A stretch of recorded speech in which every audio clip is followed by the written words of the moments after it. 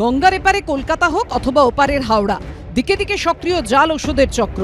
Central drug standard control organisation বা সিএডএসসির অভিযানে খাস কলকাতায় ভবানীপুরের গোডাউন থেকে আগে উদ্ধার হয়েছিল 6 কোটি 60 লক্ষ টাকার জাল ওষুধ। আর বৃহস্পতিবার রাজ্য ড্রাগ কন্ট্রোল দপ্তরের অভিযানে হাওড়ার আমতা থেকে উদ্ধার হয়েছে প্রায় 20 লক্ষ টাকার জাল ওষুধ, যার সিংহভাগই হলো প্রেসারের।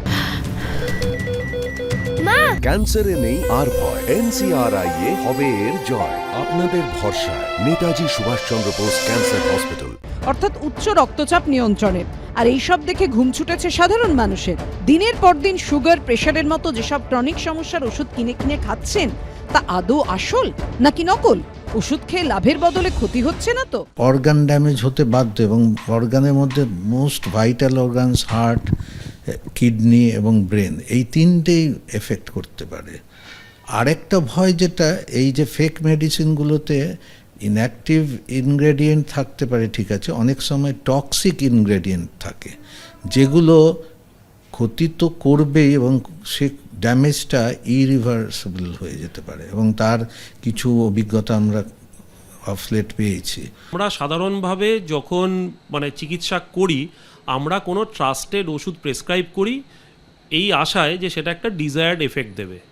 এই জাল ওষুধ এখন বিভিন্ন জায়গায় এটা পাওয়া যায়, এবং এই জাল ওষুধ আমাদের কোনো ডাক্তারদের কন্ট্রোলে থাকে না। রাজ্য ড্রাগ কন্ট্রোল সূত্রে খবর, বহুজাতিক ওষুধ প্রস্তুতকারী সংস্থার তরফেই তাদের কাছে কিউআর কোড জালিয়াতির মাধ্যমে ওষুধ জাল করার অভিযোগ আসে। তাতে বলা হয়, উত্তর 24 পরগনা, দক্ষিণ 24 পরগনা, হাওড়া, হুগলি সহ বিভিন্ন জায়গায় ওষুধ জাল হচ্ছে। অর্থাৎ রাজ্যের জেলায় জেলায় বিছিয়ে জাল ওষুধের জাল। অসাধু ব্যবসায়ীদের শিকার অসুস্থ মানুষ। কোনো একটি রাজ্যে যদি একটা কেমিক্যাল ড্রাগ হিসেবে স্বীকৃতি পায়, তাহলে সেটাকে যে কোনো রাজ্য, অন্যান্য যে কোনো রাজ্য বা কেন্দ্রশাসিত অঞ্চলে বিক্রি করা যায়। যে রাজ্য থেকেই, যে রাজ্যের ড্রাগ কন্ট্রোল থেকেই লাইসেন্স পাক না কেন, রাজ্যের যে ড্রাগ কন্ট্রোল, যেটা স্বাস্থ্য দপ্তরের অধীনে, তাদের কাজ হচ্ছে যে বাজারে যে ওষুধগুলো আছে তার গুণমান পরীক্ষা করা। হাওড়ার আমতায় মান্না এজেন্সির গোডাউন থেকে প্রায় 20 লক্ষ টাকার জাল ওষুধ বাজেয়াপ্ত করা হয়েছে।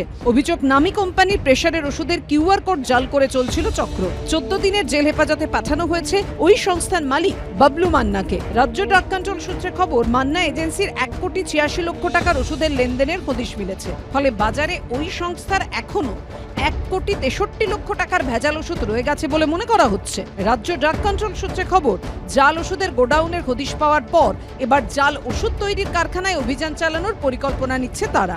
আমতা থেকে ধৃত ওষুধ ব্যবসায়ীকে জেরা করে কোন কোন ডিস্ট্রিবিউটরের কাছে জাল ওষুধ পৌঁছেছে তা জানার চেষ্টা চলছে। ভেজাল ওষুধের কারবার নিয়ে উদ্বেগ, আতঙ্ক যখন বাড়ছে, তখন ফের প্রশ্ন উঠেছে স্টেট ড্রাগ টেস্টিং ল্যাবের পরিকাঠামো নিয়ে। ভগ্নপ্রায়, কোথাও ফাটল, কোথাও চাঙড় খসে পড়ার অবস্থা। নিবু নিবু আলোয় কাজ চলছে ওষুধের গুণমান যাচাইয়ের। এক কথায় বিপজ্জনক। গত জানুয়ারি মাসে আমাদের ক্যামেরায় ধরা পড়েছিল এই ছবি।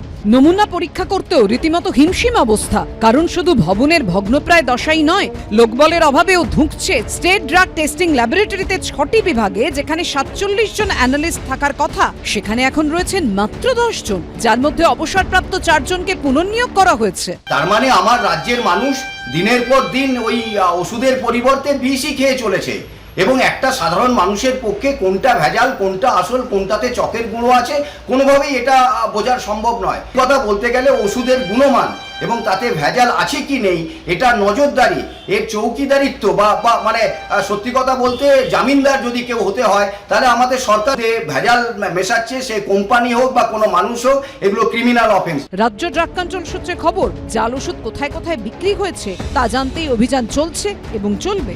ঝিলম করঞ্জাই, সুনীত হালদার ও অনির্বাণ বিশ্বাসের রিপোর্ট, এবিপি আনন্দ।